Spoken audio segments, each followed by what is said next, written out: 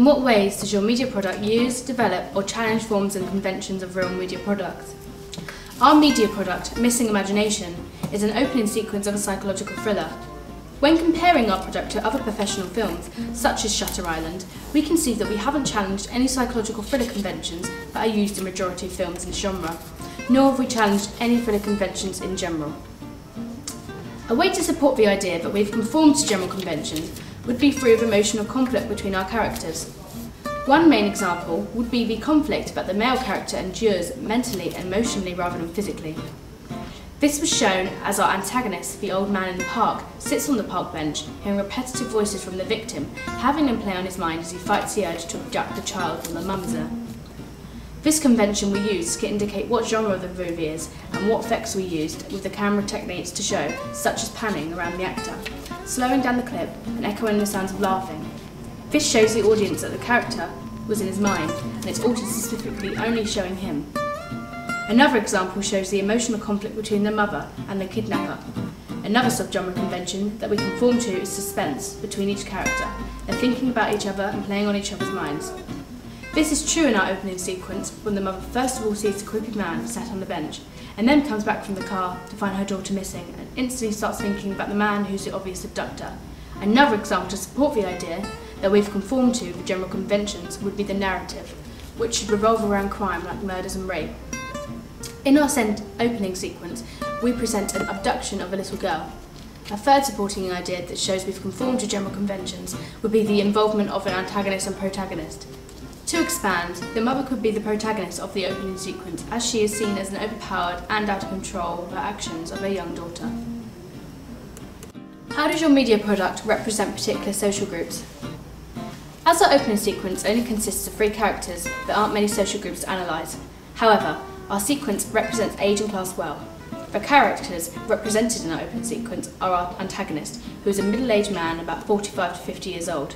Our female character is roughly about 25 to 30 years old, and our final character in the opening sequence is our child victim, who is roughly about 8 years old. Class is also represented in our opening sequence, as our mother character and the child victim are both represented as working class citizens. This is shown through costume, as their clothes are very basic and slightly scruffy, especially the mother character as she wears jeans and a shirt over a white top. However, our old man character is shown as a higher class citizen. This is also shown for his costume and hair, showing him with a comb over and a nice sharp pair of chinos with fairly trendy shoes. Our character conforms to the stereotypical characteristics of the people we are representing. For example, the young child in the opening sequence gets abducted, which shows children as being weak and inferior to men. We all see young children as unable to defend themselves and perhaps in hopeless situations like kidnapping. Likewise, our mother character and old man character conform to stereotypes. For example, the mother conforms to the stereotype of the normal mothers, although not many mothers would have left their child like our character left ours in one of the early scenes. In a situation where your child is hurt, people don't always think straight. A stereotype of everyday families is the bond between the mother and child is sometimes stronger than with the father, which is why we chose the mother to take her daughter to the park and find her in the missing by the end of the sequence. And finally, the old man conforms to the stereotype, as in reality men can often be seen as dominant and superior, and can have a lot of power over women and children. Our male character is exactly like this. He can control the little girl's actions and take her away from the mother, which is realistic. This links to our target audience, as we found that mostly 15 to 20-year-olds but students would be interested in our movie, as we found out from the conducting primary research. So this would appeal to people in our target audience, as our movie would represent various ages, ranges and class. What kind of media institution might distribute a media product and why? As our product is a movie, it would be distributed by a film company. We don't think, however, this film would be produced by a Hollywood film studio. We've decided as a group our movie would be an independent/art house movie, which is indie. Although art house movies usually only have a niche market, our movie would have a slightly differ because it would be a larger audience with a regular art house movie, as thrillers are very popular in different types of people. If it was made fully, it would probably be a small budget movie, as possibly be released straight to DVD or an indie movie channel such as Sky Movies, Indie or Future Shorts. We think it might also be released on various movie sites online or would be appropriate for downloading off the internet. The mise-en-scene in our opening sequence is very basic, with hardly any detail. Our costume and makeup is very minimalistic. Everyday clothes and natural makeup just to enhance the features. Our lighting was ambient and needed nothing to enhance it further. Our location and setting was a very open plan park, so it allowed us to be flexible for the filming and props again. We were kept simple just to justify our reasons for the plot. Another example was the old man character.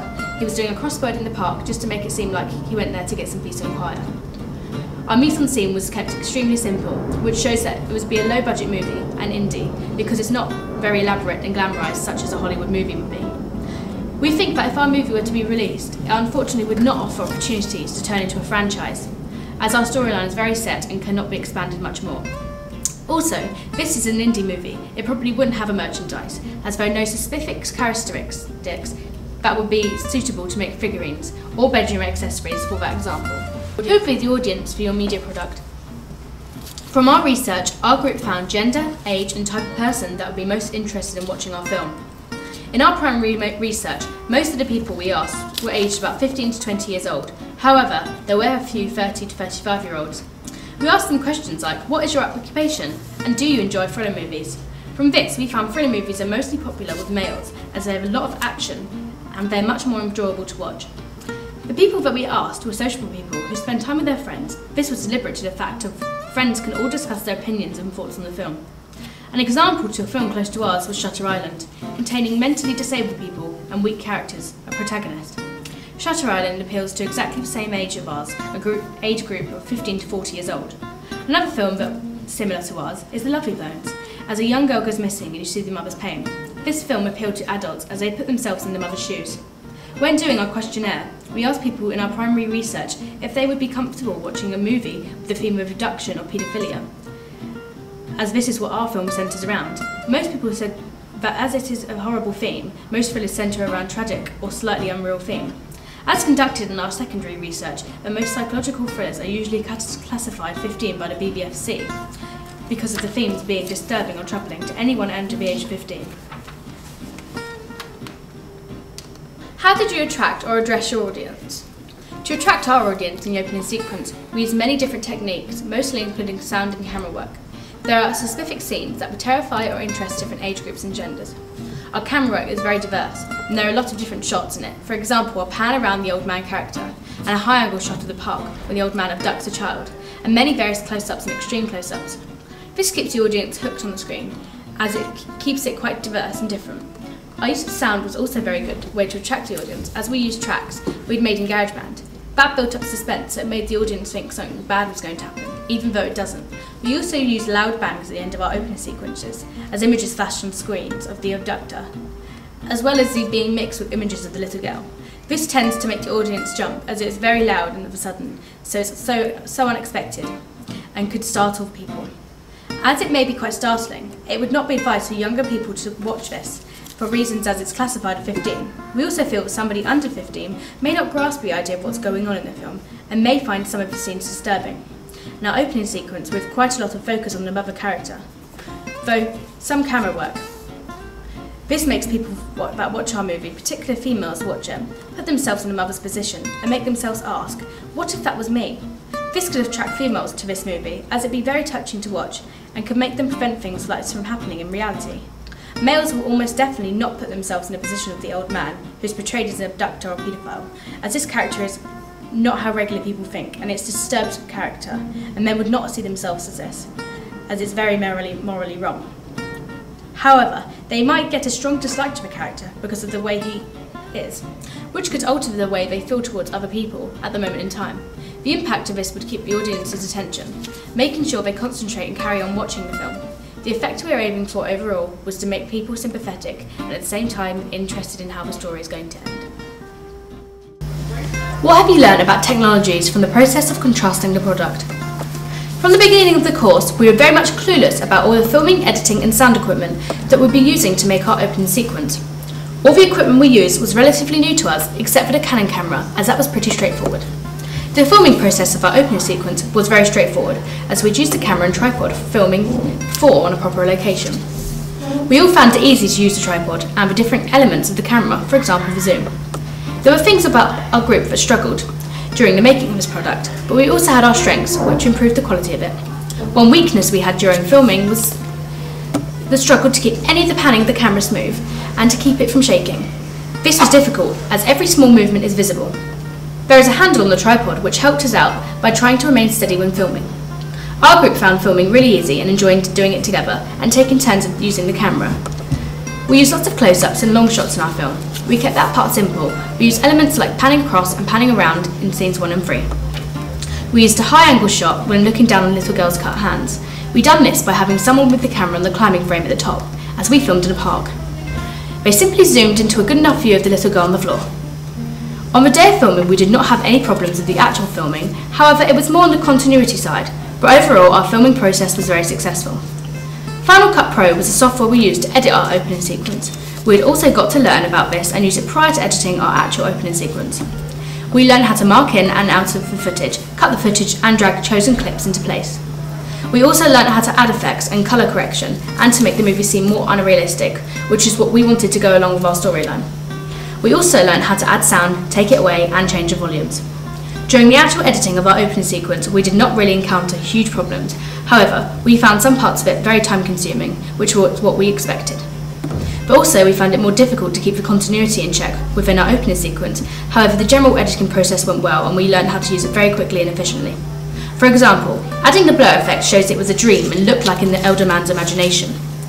When it came to trying to make the soundtrack, this was fun to do. We wanted an eerie backing track, something to make the hairs on your back stand up, as well as the children's laughter in scene 3. We tried searching for a heartbeat, but none of the ones in GarageBand sounded lifelike. We also hoped to find a single heavy beat drum, but there was only club beats. We wanted to use this effect for the last scene on the close-ups of one of the antagonist's face. We found something similar, but it wasn't a drum beat, but it still sounded very effective. However, the actual making of our soundtrack was very straightforward and required laying certain tracks on top of each other. Overall, the different technologies were very straightforward and easy to get to grips with, and we found it very easy to use, especially because occasionally each had an extra bit of knowledge on the side. We all knew the knowledge of programs and equipment, so we all helped each other to learn and become more experienced with these technologies. Looking back at the preliminary task, what do you feel that you've learned from the progression to full project? As a group and as individuals, we have all, since our preliminary task, learned a lot about not only filming, but editing and making a soundtrack, and how to create efficient plans and how to conduct useful research. When we were doing the preliminary task, we had lots of different ideas, and we all had to think of all the possibilities behind them, such as lighting, setting, characters and the storyline. We knew that we wanted to do a psychological thriller, but we weren't sure about how to go about one. We decided that we'd research on the internet about psychological thrillers, and even look at lots of different ones and gathered a few films that we'd like to base ours around, or take certain ideas from the films that we'd watched and thought that we could put into opening sequence. But again, we had to also think about how limited we are. We decided we liked the plots of The Talented Mr. Ripley, The Flight Plan and The Lovely Bones. These are all psychological thrillers and have all the plot about somebody who's being played around by the mind, or paedophilia or abduction. We decided to make a storyboard of what we'd imagine to happen and then after decide if it's what we all want and if it's doable. When planning, we got to go over every point from scene 1 to the end. We noted down on each scene what the camera angles we could use, which gave us time to list different ones we were able to use, and what would suit our scenes best. Before planning, we hadn't thought of camera angles, we just saw a vision of an opening sequence in our heads, and after we discovered we could do it, we make it much more effective with the right camera techniques. We were doing everything basic, much like how our preliminary task was. So planning and writing all our thoughts and ideas down on what we could do helped later on and gave us a direction to head towards. We had a list of shot types we could use and even visited a few parks to use. There was one near our school, but the environment wasn't very clear. It was very noisy as it was near a road, and we wouldn't have a lot of time to visit, as the park would be busy with the other children. So there was a park near one of our houses which was near a woods, so it was silent, except when the airplanes passed over, but we can wait for them to pass. It was rarely busy and had a good atmosphere, and importantly it had the bench facing towards the park, which is what we needed most. After using the equipment in our preliminary task, we understood the basic techniques we would need to create our opening sequence. We got a better feel of how to set it up and put the equipment away, and how to connect the camera to the tripod. We also learned how to do basic editing from our preliminary task, which helped us again to know the basics what we needed to create our opening sequence. Doing the preliminary task helped us to get a feel of what the real filming will be like, and how we can each take turns on filming, and also what it's like to take part in the film by acting. We feel that by doing the preliminary task, we found out the basics, which obviously helped a huge amount to creating a short opening sequence and ensuring it was successful with the right camera and editing techniques.